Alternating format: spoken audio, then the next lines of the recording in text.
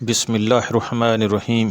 کروڑوں درود و سلام حضرت محمد صلی اللہ علیہ وسلم پہ اور ان کی آل پہ۔ السلام علیکم محترم ناظرین و سامعین، آج میں اللہ پاک کے نبی حضرت موسیٰ کلیم اللہ کا بیان کرنے کے لیے حاضر ہوا ہوں۔ اس ویڈیو میں بلعم بن باعورہ کا واقعہ، حضرت موسیٰ علیہ السلام کی حضرت ہارون علیہ السلام کے قتل کی تہمت سے بری ہونا، موسیٰ علیہ السلام کو حکم الہی اور اس پر عمل سب بتایا جائے گا، اس لیے اس ویڈیو کو آخر تک دیکھیے اور مکمل معلومات حاصل کیجیے۔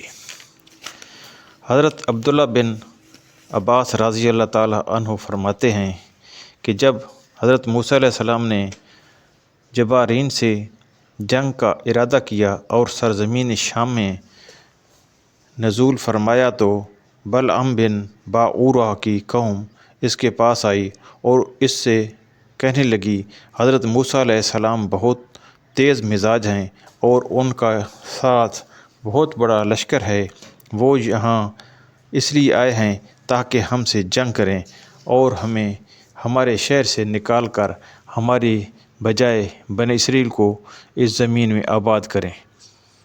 تیرے پاس اسم اعظم ہے اور تم ایسے شخص ہو کہ تمہاری ہر دعا قبول ہوتی ہے، تم نکلو اور اللہ پاک سے دعا کرو کہ وہ انہیں یہاں سے بھگا دے۔ قوم کی بات سن کر بلعم نے کہا، افسوس ہے تم پر، حضرت موسیٰ علیہ السلام اللہ پاک کے نبی ہیں، ان کے ساتھ فرشتے اور ایماندار لوگ ہیں، اس لیے میں ان کے خلاف کیسے بد دعا کر سکتا ہوں؟ مجھے اللہ پاک کی طرف سے جو علم ملا ہے اس کا تقاضا یہ ہے کہ اگر میں نے حضرت موسیٰ علیہ السلام کے خلاف ایسا کیا تو میری دنیا و آخرت برباد ہو جائے گی۔ قوم نے جب گریہ زاری کے ساتھ مسلسل اصرار کیا تو بلعم نے کہا، اچھا میں پہلے اپنے رب کی مرضی معلوم کر لوں۔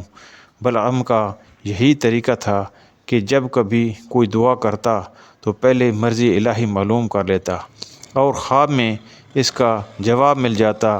چنانچہ اس مرتبہ اس کو یہ جواب ملا کہ حضرت موسیٰ علیہ السلام اور ان کے ساتھیوں کے خلاف بد دعا نہ کرنا۔ اس نے قوم سے کہہ دیا، میں نے رب تعالیٰ سے اجازت چاہی تھی مگر میرے رب نے ان کے خلاف بد دعا کرنے کی ممانعت فرما دی۔ پھر اس کی قوم نے اسے ہدیے اور نذرانے دیے جنہیں اس نے قبول کر لیا۔ اس کے بعد قوم نے دوبارہ اس سے بد دعا کرنے کی درخواست کی تو دوسری مرتبہ بلعم نے رب تعالیٰ سے اجازت چاہی۔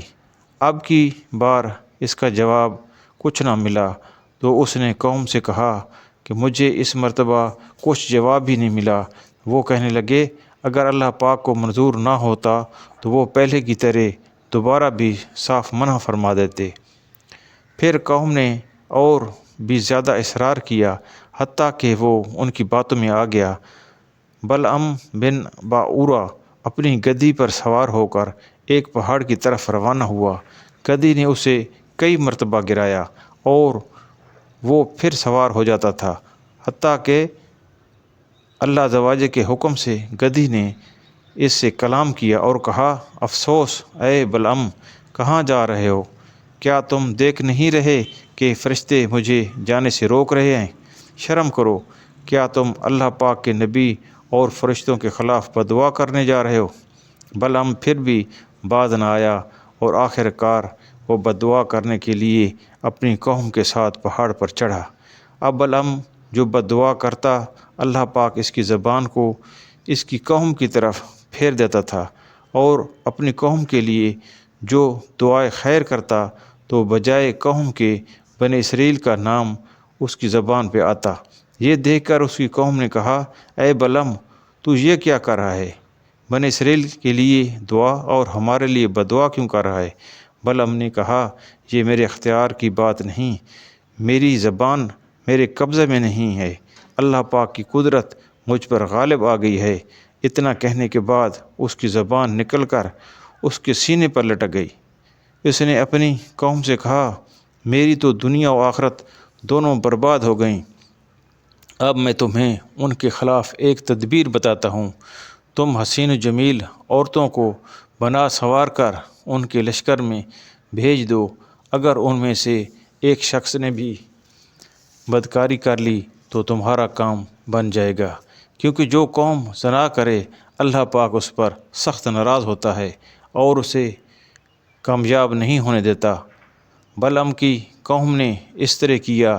جب عورتیں بن سنور کر لشکر میں پہنچیں اور ایک کنعانی عورت بنی اسرائیل کے ایک سردار کے پاس سے گزری تو وہ اپنے حسن و جمال کی وجہ سے اسے پسند آ گئی۔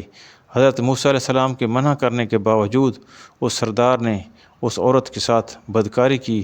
اس کی پاداش میں اس وقت بنی اسرائیل پر طاعون مسلط کر دیا گیا۔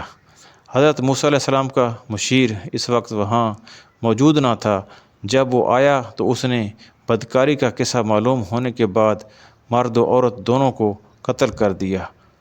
تب طاعون کا عذاب ان سے اٹھا لیا گیا، لیکن اس دوران 70,000 اسرائیلی طاعون سے ہلاک ہو چکے تھے۔ قرآن پاک میں یہ واقعہ ان الفاظ کے ساتھ بیان کیا گیا ہے: اور اے محبوب انہیں اس آدمی کا حال سناؤ جسے ہم نے اپنی آیات عطا فرمائیں تو وہ ان سے صاف نکل گیا، پھر شیطان اس کے پیچھے لگ گیا تو وہ آدمی گمراہوں میں سے ہو گیا، اور اگر ہم چاہتے تو آیتوں کے سبب اسے بلند مرتبہ کر دیتے، مگر وہ تو دنیا کی طرف مائل ہو گیا اور اپنی خواہش کا تابع ہو گیا، تو اس کا حال کتے کی طرح ہے، تو اس پر سختی کرے تو زبان نکالے، تو اسے چھوڑ دے تو پھر زبان نکالے۔ یہ ان لوگوں کا حال ہے کا اس شے سے بری ہونا دکھا دیا جو انہوں نے کہا تھا، اور موسیٰ اللہ کے ہاں بڑی وجاہت والا ہے۔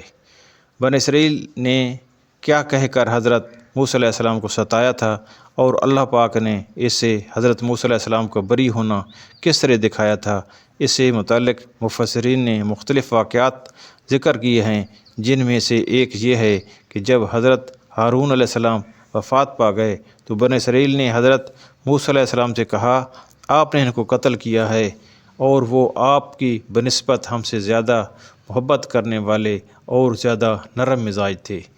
بنی اسرائیل نے ان باتوں سے حضرت موسیٰ علیہ السلام کو اذیت پہنچائی تو اللہ پاک نے فرشتوں کو حکم دیا، وہ حضرت ہارون علیہ السلام کا جسم مبارک اٹھا کر لائے اور ان کی وفات کی خبر دی۔ تب بنی اسرائیل نے سمجھ لیا کہ حضرت ہارون علیہ السلام طبعی موت سے فوت ہوئے ہیں، اور اس طرح اللہ پاک نے حضرت موسیٰ علیہ السلام کو ان کی تہمت سے بری کر دیا۔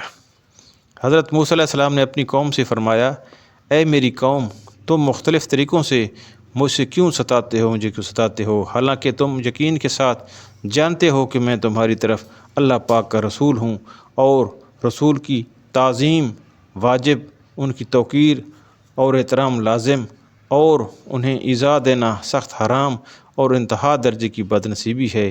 پھر جب وہ حضرت موسیٰ علیہ السلام کو ایذا دے کر راہ حق سے منحرف اور ٹیڑھے ہوئے تو اللہ پاک نے انہیں اتباع حق کی توفیق سے محروم کر کے ان کے دل ٹیڑھے کر دیے، اور اللہ پاک ان لوگوں کو ہدایت نہیں دیتا جو اس کے علم میں نافرمان ہیں۔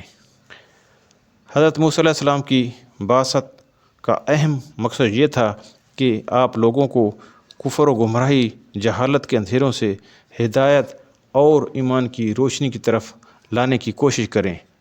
اللہ پاک نے انہیں حکم دیا، اور انہیں اللہ کے دن یاد دلاؤ، بے شک اس میں ہر بڑے صبر کرنے والے شکر گزار کے لیے نشانیاں ہیں۔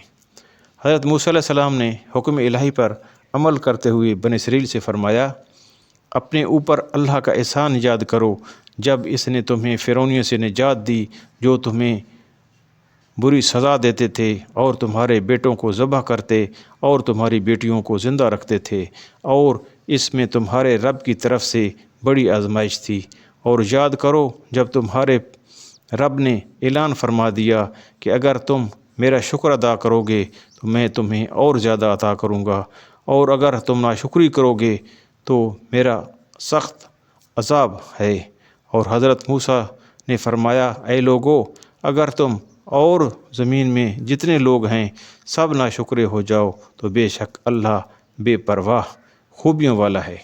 معلوم ہوا کہ شکر سے نعمت زیادہ ہوتی ہے۔ شکر کی حقیقت یہ ہے کہ نعمت دینے والے کی نعمت کا اس کی تعظیم کے ساتھ اعتراف کرے اور نفس کو اس چیز کا عادی بنائے۔ یہاں ایک باریک نقطہ یہ ہے کہ بندہ جب اللہ پاک کی نعمتوں اور اس کی طرح طرح کے فضل و کرم اور احسان کا مطالعہ کرتا ہے تو اس کے شکر میں مشغول ہوتا ہے، اس سے نعمتیں زیادہ ہوتی ہیں اور بندے کے دل میں اللہ پاک کی محبت بڑھتی چلی جاتی ہے۔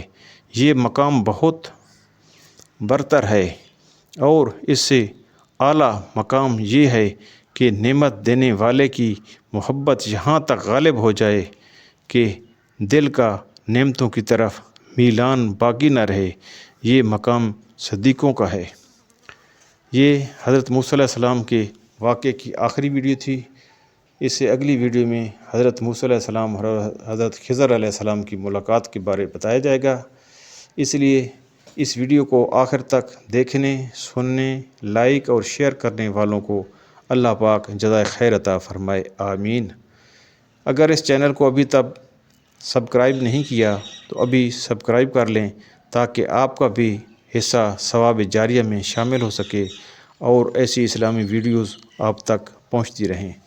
یا اللہ پاک میرے والدین اور ساری امت کی بے حساب بخشش فرما، آمین ثم آمین۔